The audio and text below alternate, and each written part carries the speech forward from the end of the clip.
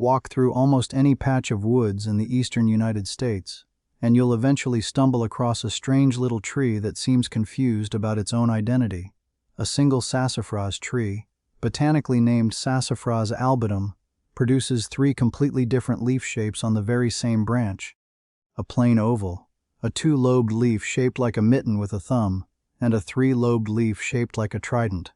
Break off a piece of root and crush it, and you get an unmistakable sweet, spicy smell, the exact scent people associate with old-fashioned root beer. For nearly 3 centuries, that smell wasn't just a curiosity, it was the backbone of an entire flavor category in American food and medicine. Root beer, chewing gum, toothpaste, soap, patent medicine, and the gumbo simmering in kitchens across Louisiana all leaned on this one tree. Then, in December of 1960, the United States Food and Drug Administration published an order that pulled sassafras root bark out of every commercial food product in the country almost overnight. The compound responsible for that beloved flavor turned out to be the same compound that got it banned, and today we're tracing exactly how a single tree went from continental obsession to federal blacklist. Sassafras wasn't discovered by European colonists. It was already deeply woven into indigenous life across eastern North America for generations before contact. Root bark was brewed into teas used to settle stomachs, ease fevers, and clean wounds, while poultices made from bark and leaves treated injuries directly. Among the many nations who used the tree, the Choctaw people of the Gulf Coast developed something that still defines Southern cooking today. Each autumn, usually in mid-October after the leaves turned red, Choctaw harvesters gathered young sassafras leaves, dried them carefully in shade to preserve their delicate flavor, then pounded them in a wooden mortar into a fine green powder.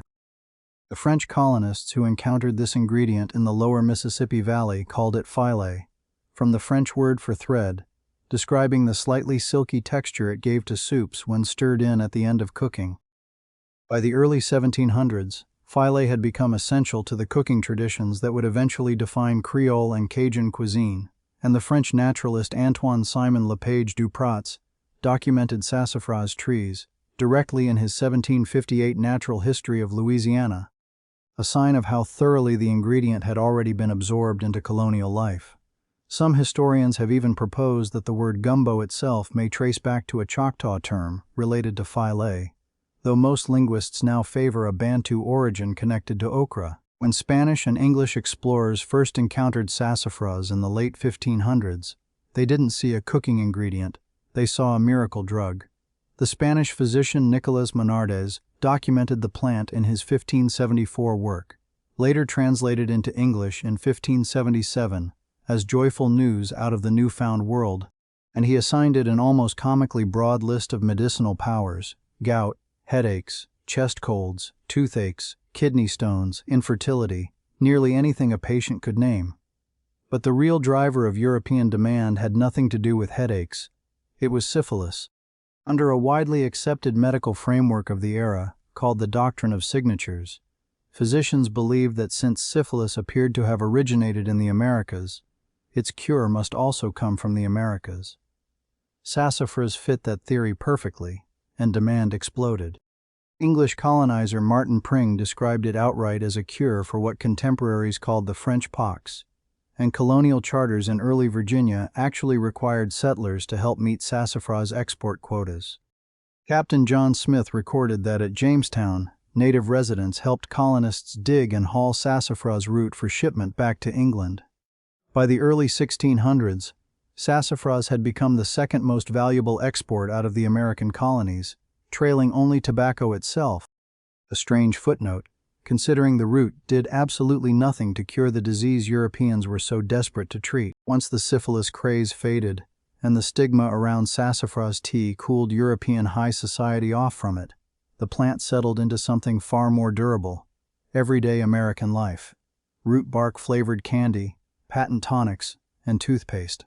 Thomas Adams, the pioneer behind modern chewing gum, used sassafras and licorice to flavor some of his earliest gum products in the 1870s, and his later venture, the American Chicle Company, launched Chiclets in 1900, a brand still sold internationally today.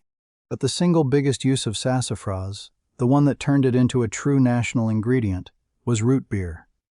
In 1876, Philadelphia pharmacist Charles Elmer Hyers introduced his version of the drink at the United States Centennial Exhibition, the same fair that unveiled the telephone and the typewriter to the American public. Hyers had reportedly tasted an early root tea on his honeymoon and spent months refining his own formula around sassafras root as the anchor flavor, originally selling 25-cent packets of dry powder that made about a gallon of drink each.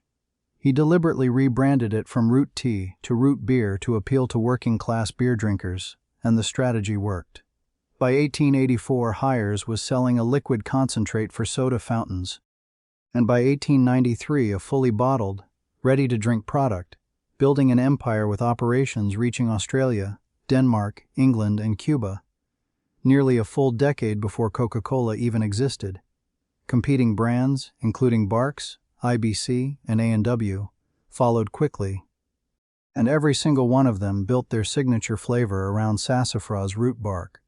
When Prohibition took effect in January 1920 under the 18th Amendment, root beer thrived precisely because it sounded like beer, tasted festive, and contained zero alcohol, turning what had been a regional specialty into one of the most popular soft drinks in the entire country. While sassafras was flavoring soda fountains and family dinner tables across the country, researchers Elizabeth and James Miller at the University of Wisconsin were investigating something far less festive: how the body metabolizes natural plant compounds into potentially cancer-causing substances.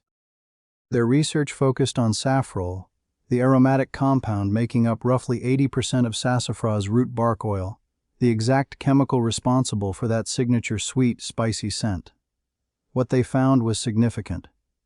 When safrole was fed to laboratory rats and mice over extended periods, ranging from about 150 days up to 2 full years, it consistently produced liver tumors. Follow-up research confirmed that the body converts safrole into a metabolite called 1-hydroxysafrole, which binds directly to DNA in liver cells and can trigger the mutations associated with cancer. These findings accumulated through the late 1950s, and on December 3, 1960, the FDA issued a formal order declaring any food containing safrole or sassafras oil adulterated and illegal for sale, a rule eventually codified into federal regulation as 21 CFR 189.180.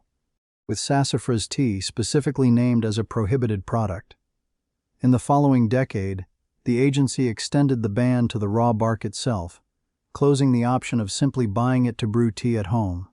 Root beer manufacturers had to reformulate almost overnight, and today's versions rely on a legally defined safrole-free extraction process, or on blends of vanilla, wintergreen, cherry bark, licorice, and sweet birch designed to mimic the original flavor without the compound that started it all. Here's where the story gets genuinely complicated. The rat studies that triggered the federal ban used safrole concentrations far beyond anything a human could realistically consume through sassafras tea or root beer. A single cup of sassafras tea, brewed from a standard amount of root bark, contains only a few milligrams of safrole, while the laboratory doses that produced tumors were sustained at levels representing a significant percentage of the animal's entire diet over many months. Adding to the complexity, safrole isn't unique to sassafras at all. It also occurs naturally, in smaller concentrations, in nutmeg, black pepper, cinnamon, and basil, spices that remain completely legal and widely consumed with no equivalent restriction.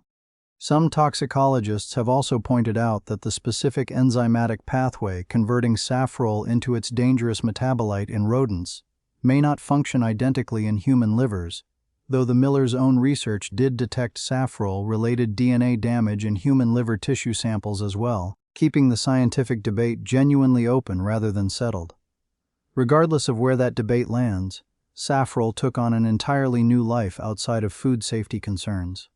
Because safrole serves as a direct chemical precursor to MDMA, commonly known as ecstasy, the Drug Enforcement Administration classifies it as a List 1 controlled precursor chemical, and international investigations, including extensive reporting by the Environmental Investigation Agency, on the illegal safrole oil trade tied to Cambodia's endangered Mrea-proof Nam trees, have documented organized trafficking networks built around safrole-rich oils feeding the global ecstasy supply chain. Meanwhile, filé powder, made from the leaves rather than the root bark, remains completely legal and sits on grocery shelves across Louisiana today. Since the leaves contain almost no safrole at all, the compound concentrates almost entirely in the root and its bark. Choctaw and Creole families still harvest and dry those leaves by hand every autumn, continuing a tradition that predates European contact, the syphilis panic, root beer, and the entire FDA controversy combined. The tree that once ranked as colonial America's second most valuable export, that launched an entire soft drink industry, and that ended up on a federal watch list for its role in club drug production, is still standing quietly in backyards and forest edges across the eastern United States, mostly unnoticed. If this history surprised you, subscribe, because forgotten ingredients like sassafras rarely disappear for the reasons we're told.